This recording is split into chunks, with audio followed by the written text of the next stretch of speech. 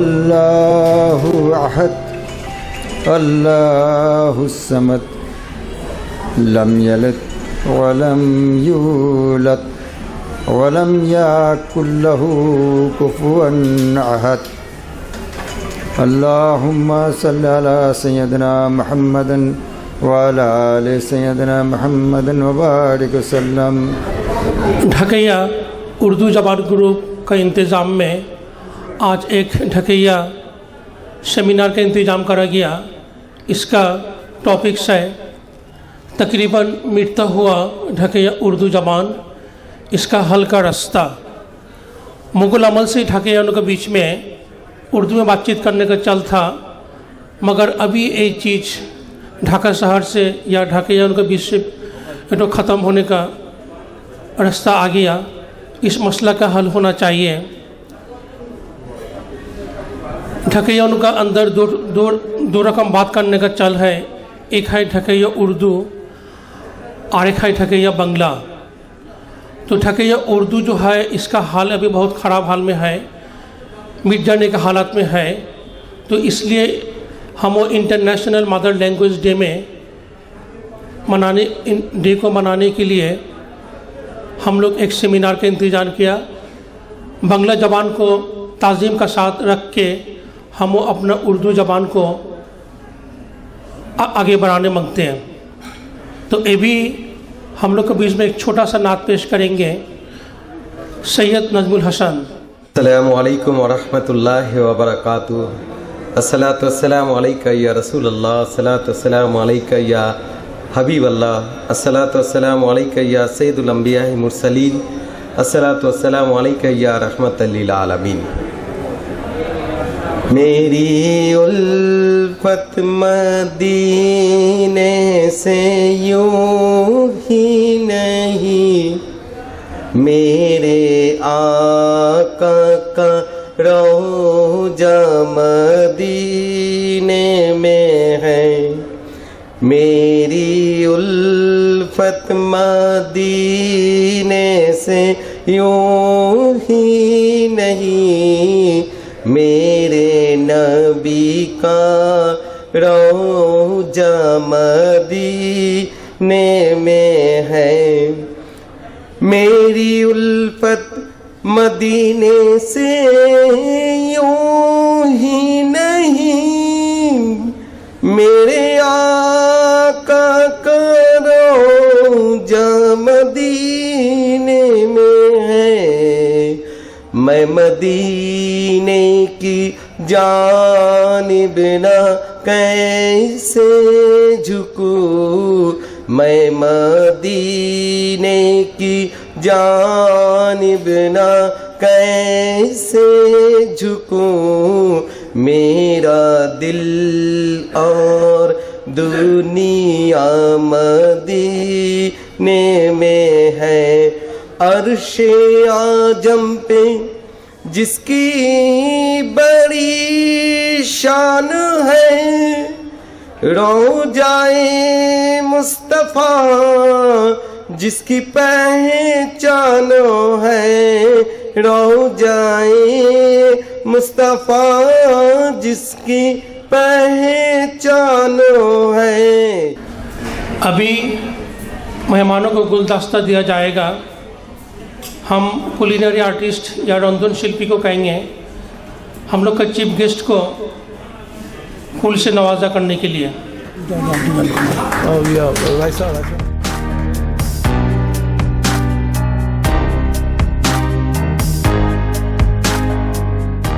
मेरे प्यारे भाई बहनों, दोस्तों, बुजुर्ग, उम्मीद है कि आप लोग सब खैरियत से हैं और मैं खुद भी खैरियत से हूँ, अल्हम्दुलिल्लाह।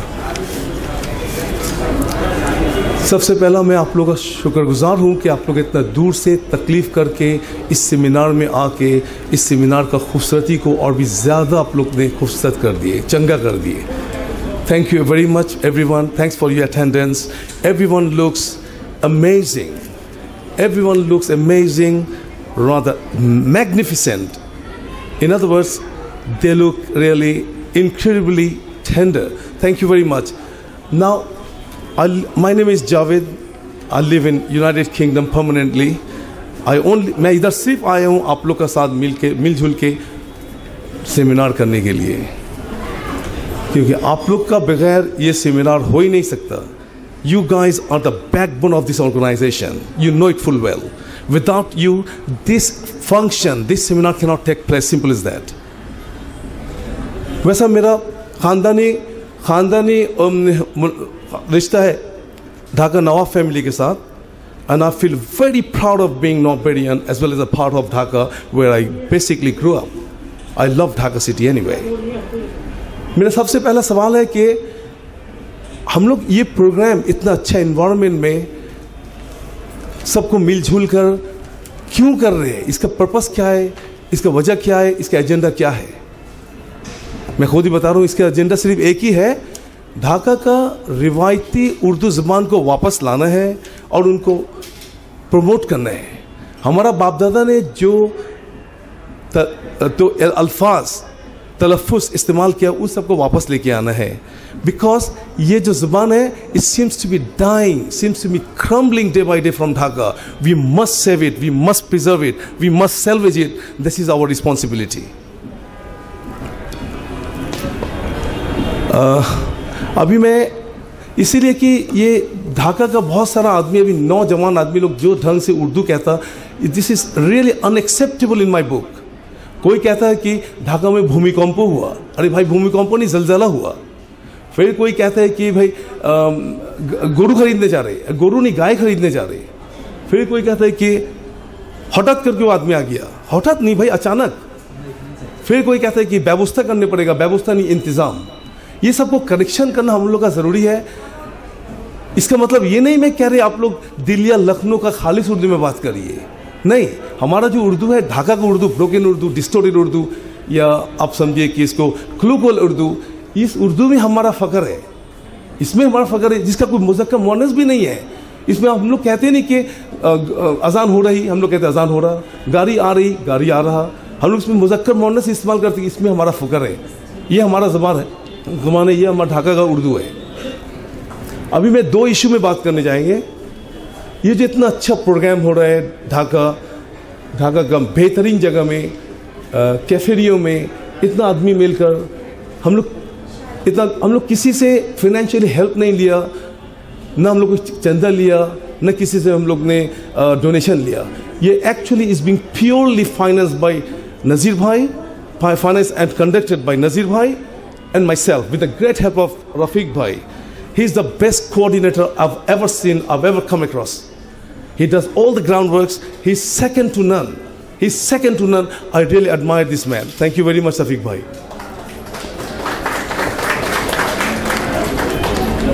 Moreover, our sister Jannat, she's been educated in Hong Kong and she's also conducting her own fashion show along with us tonight to set up and flourish her business. She needs our enormous amount of support, motivation, encouragement, help.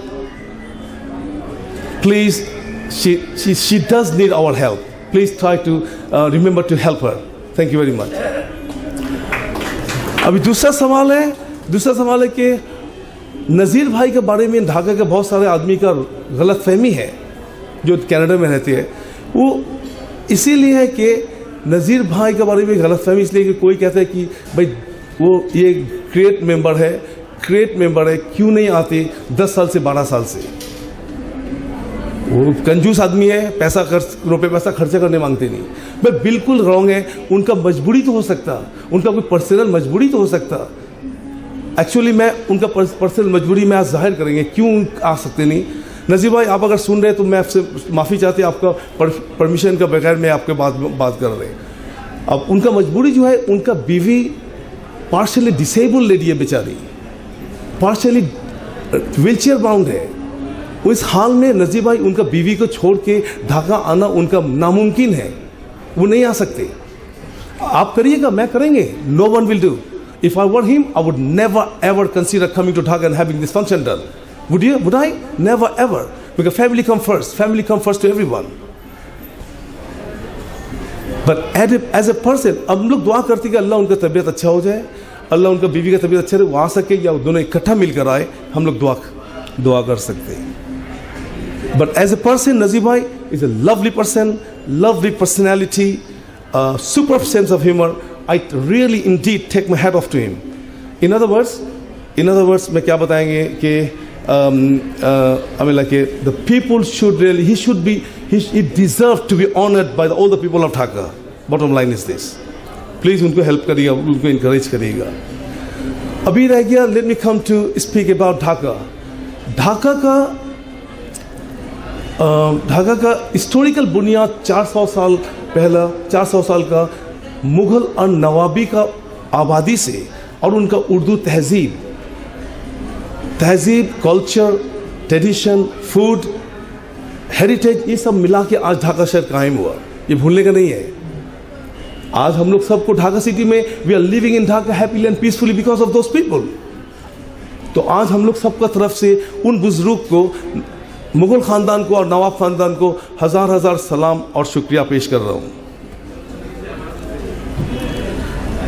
अफसोस के साथ कहने पर रहा कि ढाका का बहुत सारा आदमी है जो लो लाइफ पास कर रहा, वेरी लो लाइफ. हाथ में एक मोबाइल फ़ोन मिला, अपना आपको जो बाइडन या बिल गेट्स समझना शुरू कर दिया.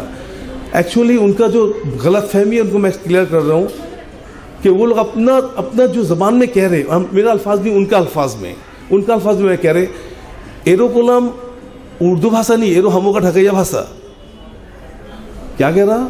एरो कोलम उर्दू भाषा नहीं, एरो हमों का ढाका का सुब्बासी भाषा. अरे मेरा सवाल हुआ कि आपका ढाका का सुब्बासी भाषा कहाँ से आया? आप लोग ने बनाए ना, आसमान से टपक पड़ा? कहाँ से आया ये? आप इंसाइक्लोपीडिया चेक करिए, गूगल चेक करिए, आप क्या नाम है, विकिपीडिया चेक करिए, सब में कह रहा ढाका की ज़ुबान है ढकैया उर्दू, ढाका का उर्दू ब्रोकन उर्दू, ब्रोकन उर्दू है, डिस्टोर्टेड उर्दू है. इसमें कह रहा हम और आप कौन कहने वाला थे कि विकिपीडिया के ऊपर, they know more than us, we are not bigger than them, they are bigger than us. और इस आदमी को हम लोग ग्रुप में लिया नहीं. और ये सब आदमी कहता कि उर्दू ज़बान पाकिस्तान का है. अरे उर्दू ज़बान पाकिस्तान का क्यों होगा? Urdu is a lingua फ्रैंका, global language. इसका जो अहमियत है, particularly eastern part of the world, इसकी अहमियत बहुत ज़्यादा है. आप जाइए सऊदी अरब में, अरबी लोग उर्दू बोल सकता है. आप जाइए यूएई में, अरबी लोग उर्दू बोल सकता है. आप यमन में जाइए उर्दू. अब मैं नहीं कह रही कि they all can speak Urdu, but most of they can speak Urdu.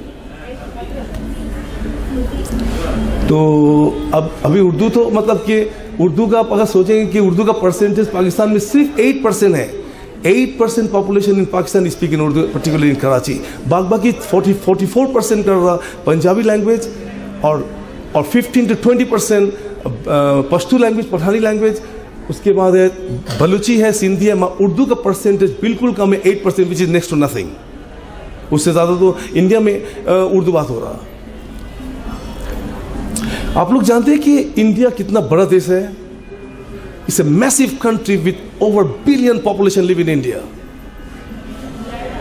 India is 22 times bigger than Bangladesh. India का कॉन्स्टिट्यूशन में क्लियरली लिखा हुआ है, उनका कॉन्स्टिट्यूशन में Urdu is one of the official languages in India. क्या लिखा हुआ है?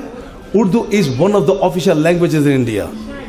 इंडिया का हर कोई कोना में जाएंगे, मिसाल के तौर पे वो आपका उर्दू चर्चा हो रहा. मिसाल के तौर पे उत्तर प्रदेश, मध्य प्रदेश, मुजफ्फरनगर, मुरादाबाद, आगरा, दिल्ली, हैदराबाद, कानपुर, भोपाल, अब जहाँ भी जाएंगे हज़ार नाम है, उधर ही उर्दू का चर्चा हो रहा. सिर्फ उर्दू का चर्चा ही नहीं हो रहा, उस सब एरिया में उर्दू बच्चे लोग को स्कूल में सिखाया जा रहा.